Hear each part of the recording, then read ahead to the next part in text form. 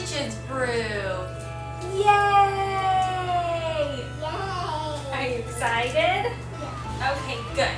So, we're going to start off with some extra hands. Put the extra hand in the bucket. Okay, you do what you do.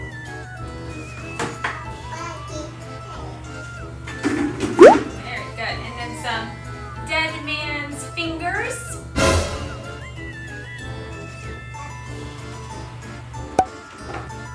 Very nice. And in case you're wondering, all of these ingredients can be found in your local witch's store.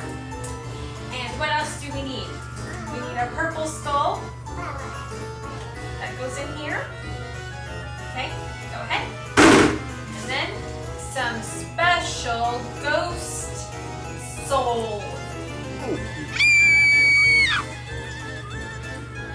Very nice. Okay, and then how about the witch's smelly breath? Okay, and we will also add a foam skull. Add this to our brew. Put this in our brew.